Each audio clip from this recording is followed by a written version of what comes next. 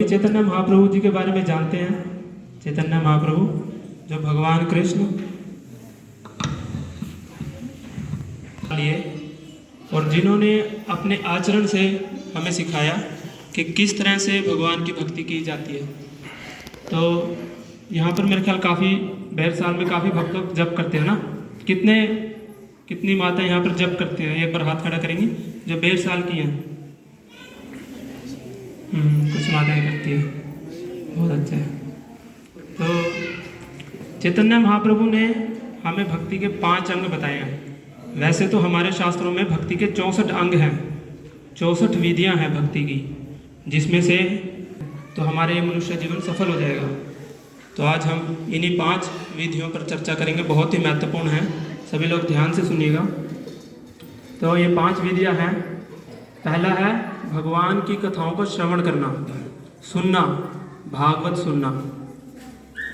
दूसरा साधुओं का संग करना, भगवान के शुद्ध भक्तों का संग करना। हरि नाम का जप करना और कीर्तन, ये तीसरा है। भगवान के हरे कृष्ण महामंत्र का जाप और कीर्तन। और चौथी विधि है भगवान के विग्रहों की, राधा कृष्ण सीताराम, जैसे अभी अयोध्या में भगवान राम जी स्थापित हो रहे हैं। तो ये किस लिए है? ताकि हम भगवान के विग्रह की सेवा करके उनसे आसक्ति बना सकें। और 5वीं विधि है धाम में वास करना। ये 5 विधियों का चैतन्य महाप्रभु ने वर्णन किया है चैतन्य चरितामृत में। तो पहले हम चर्चा करेंगे भागवत श्रवण। भगवान की कथाओं को श्रवण करने का क्या महत्व है? आप सभी लोग देखते हैं ना साप्ताहिक भागवत। कौन कौन गए साप्ताहिक भागवत में? बताइए कौन कौन जाते हैं? जाते नहीं, गांव में कथा नहीं होती साप्ताहिक भागवत, बताइए तो कौन कौन जाते हैं उसमें? ठीक है, कोई बात नहीं। तो भागवत कथा किससे सुननी चाहिए? पहले हमें ये सीखना पड़ेगा। भगवान के जो शुद्ध भक्त हैं उनसे हमें भगवान की कथाओं को श्रवण करना चाहिए। भगवान की कथाओं को श्रवण करने से होगा क्या? तो ये भागवत पुराण में माता देवहूति को कपिल देव बता रहे हैं।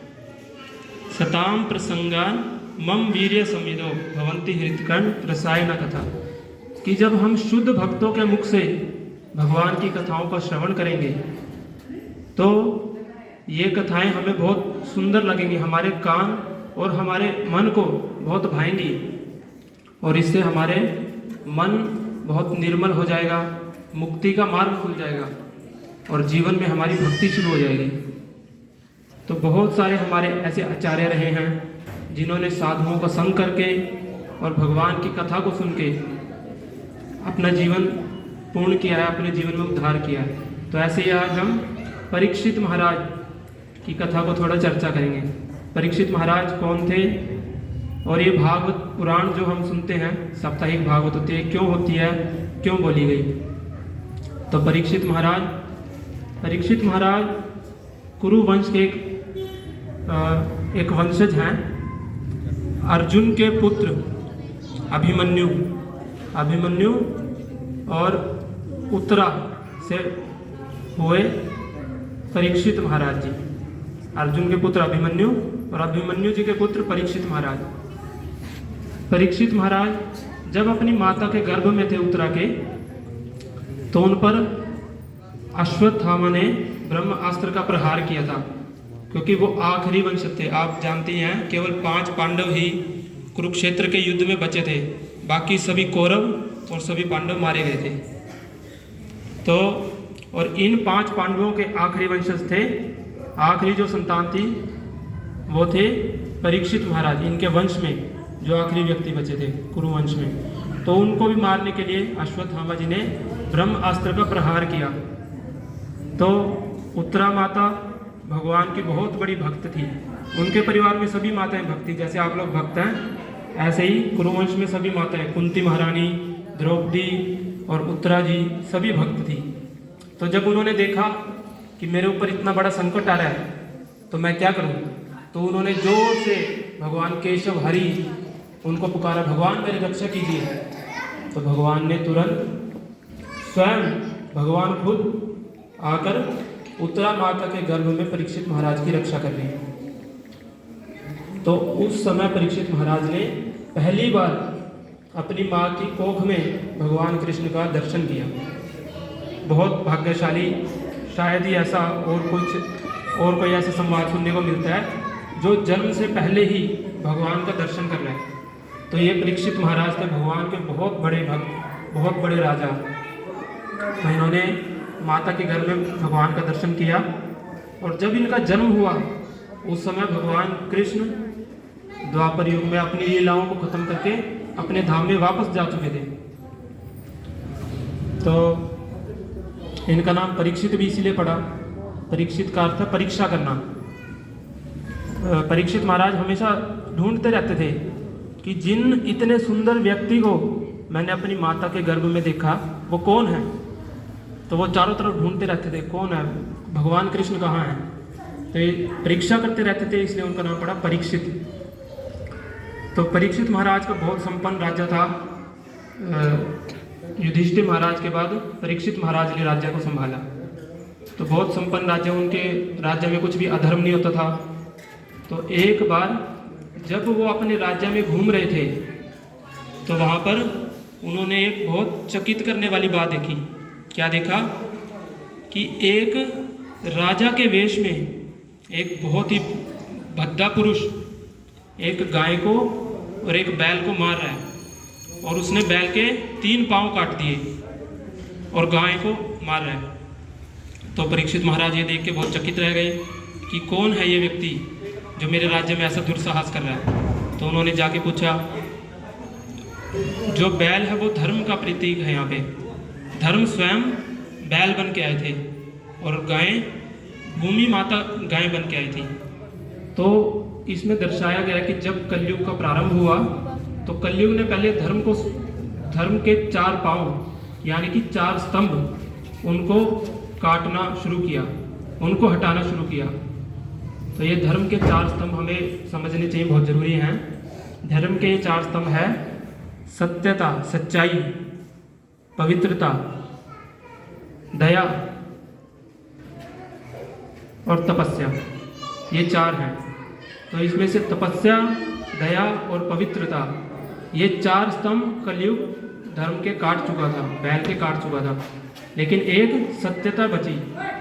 जो सत्यता किसका प्रतीक है? हमारे शास्त्रों का, नैतिक और वैदिक शास्त्रों का। शास्त्र अभी भी हैं, तो ये सत्यता उसका प्रतीक है। तो जब महाराज परीक्षित ने देखा कि ये कौन व्यक्ति है तो उन्हें बहुत क्रोध आया। उन्होंने पूछा, तुम कौन हो और ऐसा दुस्साहस क्यों कर रहे हो?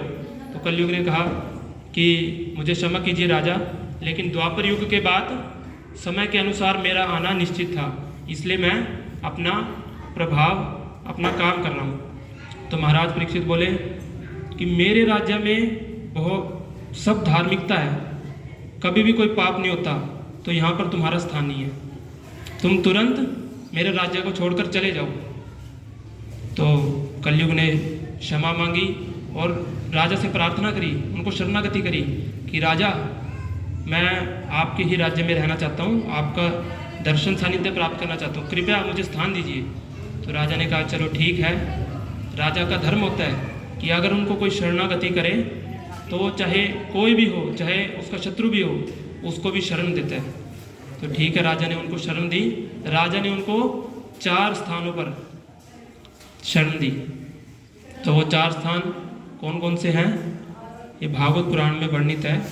अभ्यर्थिता तदा तस्मै स्थानानि कल्ये ददौ द्यूतं पानं स्त्रिया सुना यत्र अधर्म चतुर्विधा।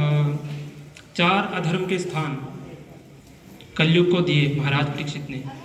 कौन कौन से? द्यूतम पानम स्त्रिया सुना, जहाँ पर किसी भी प्रकार का मांसाहार होता है, किसी भी प्रकार का जुआ खेला जाता है।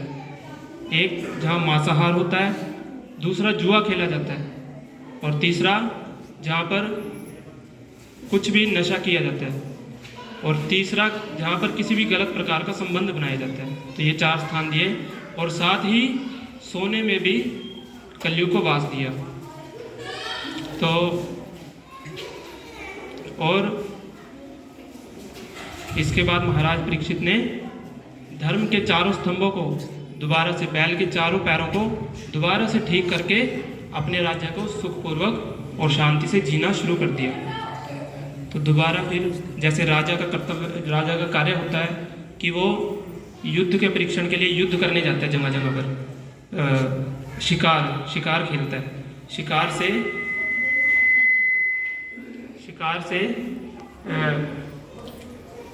युद्ध की प्रैक्टिस करता है, प्रशिक्षण करता है। तो इसी तरह से महाराज परीक्षित एक बार जब वन में शिकार के लिए जा रहे थे तो उनको बहुत भूख और प्यास लगाई शिकार करते करते। तो वो एक पास ही के एक आश्रम में गए, शमीक ऋषि के आश्रम में। शमीक ऋषि बहुत बड़े, बहुत शुद्ध भगवान के भक्त थे, बहुत बड़े ब्राह्मण थे। तो जब महाराज परीक्षित उनके आश्रम में गए तो उन्होंने शमीक ऋषि से बोला कि मुझे बहुत प्यास लगी है और भूख भी लगी है, तो आप कृपया मेरे को अन्न और जल दीजिए, मेरे को बहुत भूख लगी है। तो परीक्षित महाराज कहते हैं, शमीक ऋषि उस समय समाधि में थे। वो उन्होंने अपने सारे कार्य, शरीर के, मन के सब कार्य बंद करके भगवान के ध्यान में थे, तो उन्होंने नहीं सुना। परीक्षित महाराज ने सोचा कि शायद मैं राजा हूँ इसलिए मेरा तिरस्कार कर रहे हैं। कि जो साधु हैं वो राजाओं को, वो सोचते हैं कि राजपाट करने वाले तो भोगी लोग हैं, इनसे ज़्यादा बातचीत नहीं करनी, तो इनसे दूर रहने से ये चुप रहने में भलाई है। तो ऐसा सोच के परीक्षित महाराज ने कि ये मेरा तिरस्कार कर रहे हैं, तो एक मरा हुआ सांप उठाकर उनके गले में डाल दिया। तो शमीक ऋषि को तो इस बात का कुछ पता नहीं लगा, वो अपने ध्यान में थे। तो कुछ बच्चों ने देख लिया इस संवाद को, इस दृश्य को, और उन्होंने जाकर शमीक ऋषि के पुत्र श्रृंगी ऋषि, जो बहुत छोटे बच्चे थे, खेल रहे थे दोस्तों के साथ, उनको जाकर ये सारी बात बताई कि एक बहुत अभिमानी राजा ने आकर तुम्हारे पिता के साथ ऐसा किया है। तो ये बात सुन के श्रृंगी ऋषि को बहुत ज़्यादा गुस्सा आया। उन्होंने कहा अच्छा, वो भी ऋषि के पुत्र हैं, ब्राह्मण हैं, तो उनमें भी बहुत शक्ति है। तो उन्होंने कहा ठीक है, जिस भी व्यक्ति ने मेरे पिता का ऐसा अपमान किया है मैं उसे श्राप देता हूँ। कौशिक नदी पास में ही बह रही थी, तो उससे जल लेकर उन्होंने श्राप दिया कि जिस भी राजा ने मेरे पिता के साथ ऐसा किया है उसकी 7 दिन के अंदर तक्षक नामक सर्प के काटने से मृत्यु हो जाएगी। तो इस तरह से श्राप देके श्रृंगी ऋषि वापस जब अपने पिता के आश्रम में आए, उन्होंने देखा कि मेरे पिता के गले में सांप है, तो वो बहुत डर गए और चिल्ला उठे। तो उनके चिल्लाने की आवाज़ सुनकर शमीक ऋषि की आँख खुली, समाधि से बाहर आए। तो शमीक ऋषि ने पूछा क्या हुआ मेरे पुत्र, तुम्हें किसी ने मारा है, क्यों रो रहे हो? तो पुत्र सारा संवाद सुनाता है कि इस तरह से हुआ और मैंने श्राप दिया। तो ये सुन के शमीक ऋषि बिल्कुल अपने पुत्र को पे बहुत क्रोधित हुए। उन्होंने उनका साथ नहीं दिया, उन्होंने बहुत क्रोधी हुए कि इतने धर्मपरायण राजा को तुमने इतना बड़ा मृत्यु का श्राप दिया है, ये बहुत बड़ा पाप किया तुमने, तुम्हें ऐसा नहीं करना चाहिए था। और दूसरी ओर एक और बहुत शिक्षा लेने वाली बात है यहाँ पे कि शमीक ऋषि ने जब अपने गले में समाधि से बाहर आकर अपने गले में मरा हुआ सांप देखा, तो उन्होंने इस बात पे बिल्कुल भी क्रोध नहीं किया कि कोई मेरा ऐसे अपमान कैसे कर सकता है, क्योंकि एक भगवान के भक्त साधु का लक्षण होता है कि वो बहुत सहनशील होता है, चाहे कोई उसका अपमान करे। ये भागवत पुराण में इसका भी वर्णन है, चाहे उसको कोई ठगे या उसकी कोई उपेक्षा करे, चाहे जान से भी मार दे, तब भी जो भगवान का असल भक्त है, ये पहचान है, वो कभी भी अपने विरोधी का तिरस्कार नहीं करता, उसका बदला नहीं लेता। तो इस तरह से शमीक ऋषि ने कुछ नहीं बोला, बल्कि प्रायश्चित करने लगा कि मेरे पुत्र ने इतना बड़ा पाप क्यों किया है। तो ये देख के ठीक है, बाद में महाराज परीक्षित को भी इस बात का पता लगा कि मुझे श्राप मिला है, और परीक्षित महाराज जैसे ही सांप डाल के वापस अपने राज्य में गए, तो उनको भी इस चीज़ पे बड़ा प्रायश्चित हुआ कि एक इतने बड़े ऋषि के गले में मैंने मरा हुआ सांप क्यों डाला। वो तो निर्दोष थे, वो अपनी समाधि में थे, तो मेरे को भी ऐसा नहीं करना चाहिए था। और एक यहाँ पे प्रश्न उठ सकता है, कोई पूछ सकता है कि अभी तो हमने बात करी कि परीक्षित महाराज तो बहुत धर्मपरायण राजा थे, तो वो ऐसा क्यों करेंगे? एक मरा हुआ सांप एक ऋषि के गले में, वो भी अपने राज्य में एक ऋषि है, उसके गले में क्यों डाल रहे हैं? वो तो धर्मपरायण है। तो ये सब भगवान की इच्छा से हुआ, भगवत इच्छा से। क्योंकि अगर परीक्षित महाराज ऐसा ना करते तो आज हमें श्रीमद् भागवत पुराण सुनने को नहीं मिलता। तो इसलिए भगवान की इच्छा थी कि ये सब हो और हम सब लोग भगवान की सुंदर कथाएं भागवत पुराण को सुन के भगवान में अपनी आसक्ति बढ़ा सकें। तो इसलिए तो फिर परीक्षित महाराज जब उन्हें पता लगा कि इस तरह से मेरे को श्राप मिला है, तो उनको इस बात से बिल्कुल भी डर नहीं लगा। वो बहुत खुश हो गए कि बहुत अच्छा, ये तो भगवान की कृपा है मेरे ऊपर कि मेरे को ये श्राप मिला है कि इससे अभी मेरे को भगवान का भजन करने का मौका मिलेगा। तो उन्होंने तुरंत ही अपना घर छोड़कर गंगा नदी के तट पर चले गए। गंगा नदी के तट पर जाकर उन्होंने मरणासन उपवास किया कि जब तक मेरी मृत्यु नहीं होती 7 दिन तक मैं कुछ नहीं खाऊंगा, ना कुछ पीऊंगा, बस भगवान का चिंतन करूंगा। ये परीक्षित महाराज ने प्रण लिया। तो जब सभी ऋषियों को पता लगा कि ऐसा हो रहा है, बहुत बड़े राजा परीक्षित जी को श्राप मिल गए, तो बहुत सारे राजागण, बहुत सारे ऋषि, बहुत बड़े बड़े भारद्वाज, च्यवन ऋषि, भृगु, सभी लोग आकर, खुद परशुराम जी, सभी लोग आकर ऋषि के पास पहुँचे, परीक्षित महाराज के पास पहुँचे और उन्होंने परीक्षित महाराज को आशीर्वाद दिया। सभी ऋषियों को देखकर परीक्षित महाराज बहुत खुश हुए। परीक्षित महाराज बोल रहे हैं कि मेरा बड़ा सौभाग्य है कि मरते वक्त मैं आप सभी का दर्शन कर पा रहा हूँ। तो आप मेरे लिए जो उचित है, एक मरते हुए व्यक्ति के लिए जो उचित है, आप मेरे को वो चीज़ें बताइए। तो फिर वहाँ पर शुकदेव गोस्वामी भी पहुँच गए। जब शुकदेव गोस्वामी को ये बात पता लगी, शुकदेव गोस्वामी कौन है? व्यास देव जी के पुत्र। और बहुत अच्छा संवाद है इनका भी, कैसे सुखदेव गोस्वामी का जन्म हुआ, वो इतना डिटेल में नहीं जाएंगे। लेकिन सुखदेव गोस्वामी बिल्कुल वैरागी थे, विरक्त थे इन संसार से। उनको देह से अपना परिचय नहीं था, वो अपने आप को शरीर नहीं मानते थे। तो सुखदेव गोस्वामी बहुत सुंदर दिखने में, भागवत में पुराण है, भागवत में बताया गया है कि जो सुखदेव गोस्वामी हैं वो बिल्कुल भगवान की तरह सुंदर दिखते थे। श्याम वर्ण के हैं, बहुत सुंदर आंखें हैं, बहुत सुंदर चेहरा है, घुंघराले बाल हैं उनके, और बिल्कुल नवयौवनम, जैसे भगवान हमेशा युवा, और इससे भी कम एक क्या होती है, किशोर। तो भगवान हमेशा किशोर दिखते हैं, ऐसे वो 16 साल के बहुत सुंदर किशोर थे। और उनके शरीर पे कुछ वस्त्र भी नहीं थे, क्योंकि उनको अपने देह से कोई परिचय नहीं है। वो किसी भी मतलब शरीर में भेद नहीं करते, वो अपनी आत्मा में स्थित हैं। तो इस तरह से जब सुखदेव गोस्वामी वहाँ पहुँचे तो महाराज परीक्षित बहुत खुश हुए। उन्होंने उनका स्वागत किया और कहा, सुखदेव गोस्वामी, आप तो एक ऐसे ऋषि हैं जो हमेशा छुपते हैं, लेकिन आपकी मेरे ऊपर बहुत विशेष कृपा है कि जो ऋषि हमेशा लोगों से दूर भागते हैं, राजाओं से दूर भागते हैं, आज मेरे ऊपर कृपा करने के लिए स्वयं यहाँ पर गंगा नदी के तट पर शुक्रताल में अभी हम लोग कुछ समय पहले गए थे, जहाँ पर भागवत पुराण बोला गया, उत्तर प्रदेश में। तो शुक्रताल में वहाँ पर आप आए हैं, और आप एक और उन्होंने बात बोली कि आप जैसे सन्यासी पुरुष तो कहीं पर इतना समय भी नहीं रुकते जितनी देर में गायें धोई जाती है। कितना समय लगता है? आप माताएं सब गायें धोती होंगी, गाय का दूध निकालती हैं, तो कितना समय? मेरे ख्याल 3-4 मिनट है ना, 3-4 मिनट में गाय का दूध निकाल लिया जाता है, 5 मिनट में। तो बोला कि सुखदेव गोस्वामी, आप तो सबके यहाँ केवल इतना ही समय रुकते हैं, तो आपकी मेरे ऊपर बहुत विशेष कृपा है कि आप यहाँ पर इतना समय रुककर मेरे ऊपर कृपा करने आए हैं।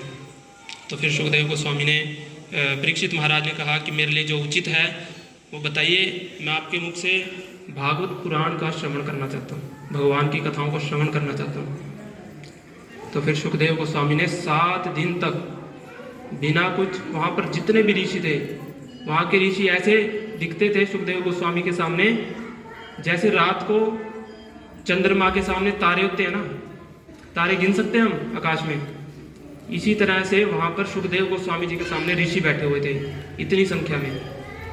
तो बहुत सारे ऋषि थे। तो फिर सुखदेव गोस्वामी ने बिना रुके दिन रात 24 घंटे 7 दिन तक बिना कुछ खाए पिए सोए, परीक्षित महाराज भी और सभी ऋषियों ने 7 दिन तक भागवत कथा श्रवण करी। और 7 दिन कथा श्रवण करने के बाद परीक्षित महाराज अपने मन को पूर्ण रूप से भगवान के चरणों में लगाकर भगवान के धाम चले गए। तो ये परीक्षित महाराज हमें समझा रहे हैं कि हमारा जीवन कैसा होना चाहिए और एक मृत्यु के लिए तैयारी कैसे की जाती है। तो इसमें श्रवण का महत्व समझ सकते हैं हम कि कितना महत्वपूर्ण है श्रवण करना। अगर हम भगवान की कथाओं को सुनेंगे तो हमारा हृदय शुद्ध हो जाएगा। लेकिन कैसे सुनना है? बहुत श्रद्धा भाव से, शु श्रद्धा धान से वासुदेव कथा रुचि। भगवान की कथाओं को अगर बहुत ध्यान से सुनेंगे तो हमारी भगवान की कथाओं में रुचि उत्पन्न होगी और हमारा मन साफ हो जाएगा, हमारे जीवन की सारी परेशानियां दूर हो जाएंगी। तो इसलिए भगवान की कथाओं को बहुत ध्यानपूर्वक सुनना चाहिए। और किन के मुख से सुनना चाहिए? साधुओं के, भगवान के शुद्ध भक्तों के मुख से, या जो व्यक्ति केवल साधु की बात को ही यथारूप में प्रस्तुत करता है उससे सुननी चाहिए। तो श्रवण, और दूसरा है हमारा जो चैतन्य महाप्रभु बताए साधु का संग करना। तो श्रवण अभी हमने बात करी, साधु के मुख से सुनना चाहिए। साधु संग, संग बहुत महत्वपूर्ण है हमारे जीवन में। जीवन में कुछ भी सीखना चाहते हैं, जैसे माताओं ने बचपन में रोटी बनानी सीखी है ना, रोटी सब्जी, तो कैसे सीखी? माता से, अपनी मदर से, मम्मी से, है ना। तो जिसको माता को ये आता था उसका संग करके उनके साथ रह के आपने खाना बनाना सीखा। तो इसी तरह से हम भक्ति कैसे सीख सकते हैं जीवन में? जो लोग भक्ति को जानते हैं, भक्तिस्तु भगवत भक्त संगेन परिजायते। जो भक्ति करना जानते हैं उनके संग में रह के हम भक्ति सीख सकते हैं। कुछ भी जीवन में करना हो, कुछ भी सीखना हो तो उसके लिए संग बहुत ज़रूरी है। बच्चों को पढ़ाई करनी हो तो पढ़े लिखे जो होशियार बच्चे हैं उनकी संगति में वो ज़्यादा सीख सकते हैं ना। तो इसी तरह, और साधु कौन है? शास्त्रों में इसका बड़ा अच्छा उल्लेख किया गया कि असल साधु की हमें पहचान होनी चाहिए। किसी के भी मुख से नहीं सुनना, किसी के भी मुख से। भागवत पुराण में कहा है जैसे कि दूध को कोई सांप मुंह लगा देता है तो वो दूध जहरीला हो जाता है। तो इसी तरह से भगवान की कथा अगर कोई अवैष्णव या असाधु, जो साधु नहीं है, जो केवल दिखावे का साधु है, वो व्यक्ति अगर बोले तो उसके मुख से हम कथा श्रवण करें तो वो इस तरह से है कि सांप के मुख से छुआ हुआ दूध, ऐसे विशाल है। तो इसलिए हमें केवल साधु के मुख से, शुद्ध भक्तों के मुख से भगवान की कथा को श्रवण करना चाहिए। जैसे प्रभुपाद जी हैं, गुरु महाराज हैं, प्रभुपाद जी के मुख से कथा का श्रवण करना चाहिए। साधु कौन है? साधु का हमें समझना पड़ेगा। जो केवल साधु ऐसे हैं जो अपनी संगति मात्र से सामने वाले जीव को बदल देते हैं, उनके अंदर बहुत बदलाव ला देते हैं, वो साधु है। इसमें भी बहुत अच्छा मेरे को संवाद एक याद आ रहा है, मृगारी। नारद मुनि तो सुने हैं ना सबने, नारद जी के बारे में तो सबने सुना होगा। तो नारद जी एक बार विचरण कर रहे थे, घूम रहे थे। नारद जी तो हर समय घूमते रहते हैं, नारायण नारायण करके घूमते रहते हैं नारद जी। तो उनकी भेंट एक समय एक शिकारी से हुई, मृगारी नाम के शिकारी से उनका मिलना हुआ। तो मृगारी शिकारी था, वो उनका वंश का ही, माता, उनके पिता, दादा, सबका काम था कि वो तीर मार के पशुओं को घायल कर देते थे और उसमें बहुत आनंद लेते थे, पशुओं को घायल करके उनको बहुत अच्छा लगता था। तो जब नारद मुनि उस रास्ते से एक बार निकल रहे थे, गुजर रहे थे, तो नारद मुनि ने देखा कि यहाँ पर बहुत सारे पशु पड़े हैं, जिनके शरीर में तीर लगा है और तड़प रहे हैं वो, तो साधु तो बहुत दयालु होता है। साधु का यहाँ भी नारद मुनि जी से हम एक सीख ले सकते हैं कि साधु का लक्षण क्या है। साधु वो है जो कभी किसी को कष्ट में नहीं देख सकता, पर दुख है दुखी, दूसरे के दुख में दुख का अनुभव करता है, संभाव देखता है सभी जीवों को, वो असल साधु है। तो नारद मुनि ने जब ऐसा देखा तो उन्होंने मृगारी को जाकर कहा तुम्हें ऐसा नहीं करना चाहिए, ये बहुत पाप कर्म है, अगर तुम ऐसा करोगे तो अगले जीवन में तुम्हें भी इस तरह से बाणों से मारकर घायल किया जाएगा और दुख भोगना पड़ेगा तुम्हें। तो मृगारी को भी ये बात समझ आ गई, तो उन्होंने अपना शिकार का काम छोड़कर नारद मुनि को अपने गुरु के रूप में स्वीकार कर लिया। तो नारद मुनि को जब गुरु रूप में स्वीकार किया तो उसने पूछा कि आप मेरी इन सब पापों का कैसे मैं उनसे बच सकता हूँ, उसका कर्म तो मेरे को मिलेगा आपने जैसे बताया। तो नारद मुनि जी कहते हैं कि इसका एक उपाय है, तुम जो भी तुम्हारे पास धन है उसको ब्राह्मणों में देकर और अपनी पत्नी के साथ अपना सब कुछ छोड़कर यहाँ पर जंगल में कुटिया बनाओ और भगवान के नाम का जप कीर्तन करो, तुलसी का पौधा लगा के।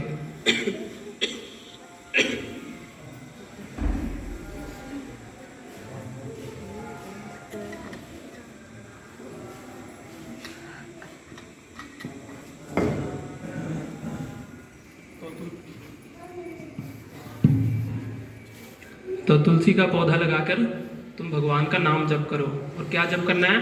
हरे कृष्णा कृष्णा कृष्णा कृष्णा हरे हरे, हरे राम राम राम हरे हरे। तो ये जप करो तुलसी का पौधा लगाकर। तो फिर मृगारी ने ऐसा ही किया, शिकारी ने